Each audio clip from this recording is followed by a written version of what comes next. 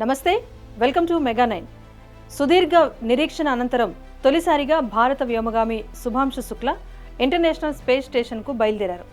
గత 25 ఏళ్లుగా international space స్టేషన్కు 270 మందికి పైగా ఆస్ట్రోనాట్స్ వెళ్లారు. కానీ వారిలో ఒక్కరు కూడా భారతీయులు లేరు. భారతీయ మూలాలున్న సునీత విలియమ్స్ ISSకు వెళ్లినా ఆమె ఇండియాలో పుట్టి పెరగలేదు. దీంతో ఆ ఘనతను ఫస్ట్ టైం శుభాంశు శుక్లా సాధించబోతున్నారు.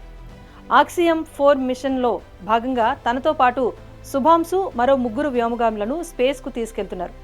సరిగ్గా ఇవాళ 12 గంటలకు 28,000 కిలోమీటర్ల వేగంతో భూమికి 400 కిలోమీటర్ల ఎత్తులో ప్రయాణిస్తూ ఫాల్కన్ 9 రాకెట్ ISS వైపు దూసుకెళ్తోంది.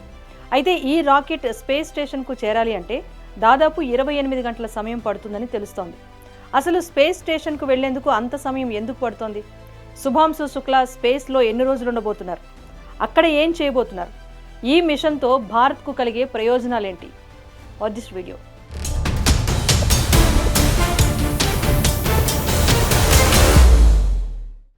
ఆక్సియం 4 మిషన్లో భాగంగా ఫ్లోరిడాలోని నాసా కెనడీ స్పేస్ సెంటర్ నుంచి ఇంటర్నేషనల్ స్పేస్ స్టేషన్కు భారత వ్యోమగామి శుభాంశు శుక్లా ఫస్ట్ టైం తన టీంతో కలిసి స్పేస్ జర్నీ మొదలుపెట్టారు. ఈ మిషన్కు శుభాంశు శుక్లా గ్రూప్ కెప్టెన్గా ఉన్నారు. వాస్తవానికి ఈ మిషన్ మే 28న స్టార్ట్ చేయాలనుకున్నారు. కానీ వాతావరణ పరిస్థితులు అనుకూలించకపోవడంతో 3 సార్లు రాకెట్లో ఫ్యూయల్ ట్యాంక్లో లీకేజ్తో మరోసారి వాయిదా పడుతూ వచ్చింది. అలా వాయిదా పడుతూ వస్తున్న ఈ మిషన్ ఎట్టకేలకు ఇవాళ స్టార్ట్ అయింది. ఫాల్కన్ 9 రాకెట్ విజయవంతంగా అంతరిక్షంలోకి దూసుకెళ్లింది. ప్రస్తుతం వ్యోమనౌక భూకక్షలోకి ప్రవేశించి అక్కడ ప్రయాణిస్తోంది. ఈ ప్రయోగం కనుక విజయవంతమైతే అంతర్జాతీయ అంతరిక్ష కేంద్రానికి వెళ్లిన తొలి భారతీయుడిగా శుభాంశు చరిత్రలో నిలిచిపోతారు.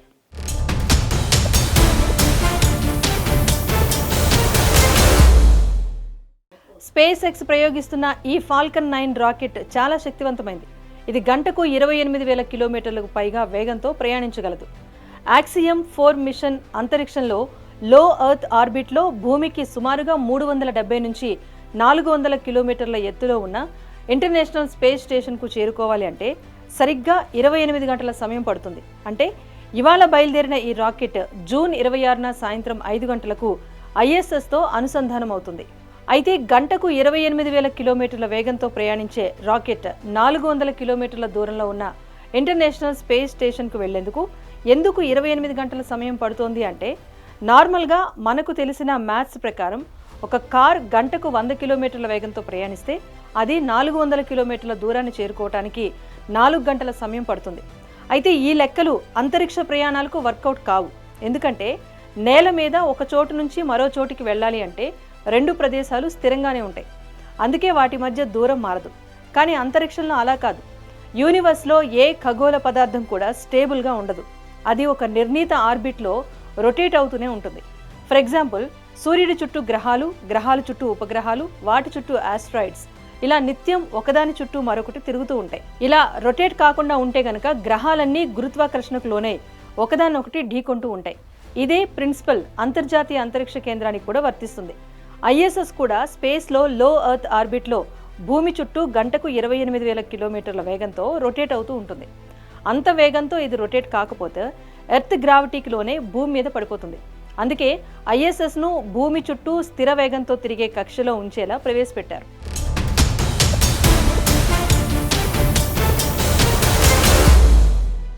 ఫాల్కన్ 9 రాకెట్ ఎస్కేప్ వెలాసిటీ వేగంతో ప్రయాణిస్తూ భూ వాతావరణం నుంచి స్పేస్లోనికి వెళ్తుంది. అయితే ఈ మార్గం పారాబోలా ఆకారంలో ఉంటుంది. రాకెట్ ఎర్త్ గ్రావిటీ పరిధి దాటి వెళ్ళిన తర్వాత సెకండ్ స్టేజ్ స్టార్ట్ అవుతుంది. రాకెట్ లాంచ్ అయిన కొద్ది నిమిషాల్లోనే ఇది జరుగుతుంది. అయితే ఎర్త్ గ్రావిటీ పరిధి దాటి వెళ్ళటానికి మాత్రం భారీగా ఇంధనం ఖర్చవుతుంది. వన్స్ స్పేస్లో ఎంటర్ అయ్యాక శూన్యంలో చాలా తక్కువ ఇంధనంతో వేగంగా రాకెట్ ప్రయాణిస్తుంది. ఇక రెండవ దశలో మొదటి దశతో పోలిస్తే రాకెట్ పరిమాణం చిన్నగా ఉంటుంది. సెకండ్ స్టేజ్లోనే ఆర్బిటల్ ఇన్సర్షన్ చేయాలి. రాకెట్ ISS దగ్గరకు వెళ్లేందుకు అవసరమైన స్పీడ్ను, హైట్ను అడ్జస్ట్ చేసుకుని అది రొటేట్ అవుతూ కక్షలోకి ప్రవేశించాలి. ఇలా ఒక్కసారి ఆర్బిటల్ ఇన్సర్షన్ జరిగిన తర్వాత ఆ spacecraft international space station కక్షలోకి ప్రవేశించేందుకు వీలుగా భూమి చుట్టూ తిరుగుతూనే తన వేగాన్ని, దిశను, కక్ష మార్గాన్ని మార్చుకుంటూ వెళ్తుంది. ఇదంతా రాకెట్లోని ఆన్బోర్డ్ నావిగేషన్ సిస్టమ్ చూసుకుంటుంది. రాకెట్ సరైన డైరెక్షన్లో వెళ్లేలా mission commander Peggy Whitson mission pilot Shubhanshu Shukla తమ ముందున్న మానిటర్స్లో ఎప్పటికప్పుడు పర్యవేక్షిస్తూ ఉంటారు. ఇలా నిమిషాల వ్యవధిలోనే ఫస్ట్ స్టేజ్ పూర్తయినా సెకండ్ స్టేజ్ కంప్లీట్ కావడానికి మాత్రం 23 నుంచి 25 గంటల సమయం పడుతుందని శాస్త్రవేత్తలు చెబుతున్నారు.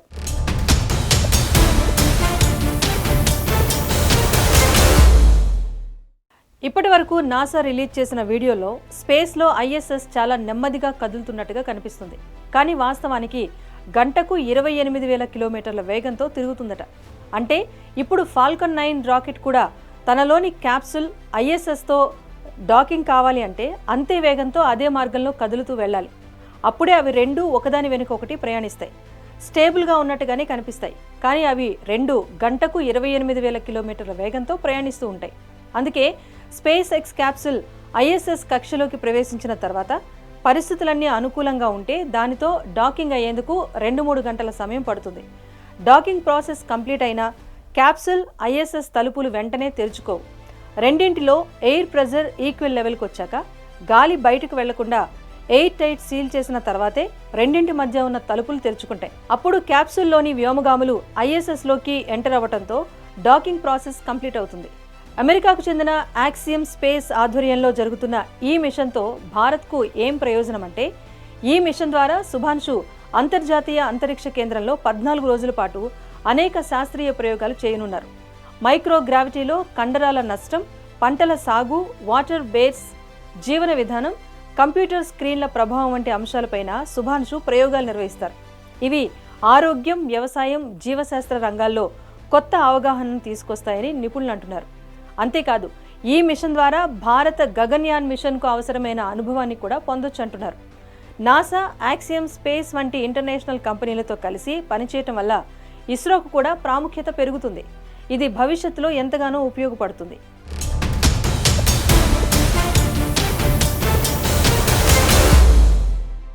(1984లో రాకేష్ శర్మ తర్వాత అంటే 41 ఏళ్ల తర్వాత మళ్ళీ ఒక భారతీయుడు అంతరిక్షంలోకి వెళ్లటం భారత యువతలో శాస్త్రవేత్తల పట్ల ఆసక్తి పెంచుతోంది. ఇది దేశంలో స్పేస్ సైన్స్కు బలమైన ప్రోత్సాహం అవుతుంది. కోట్లాది మంది భారతీయుల ఆకాంక్షలను మోసుకుంటూ రోదసీలోకి వెళ్తున్న శుభాంశు శుక్లాకు అందరూ ఆల్ ది బెస్ట్ చెబుతున్నారు. యాక్సియం మిషన్ సక్సెస్ అవ్వాలని కోరుకుంటున్నారు.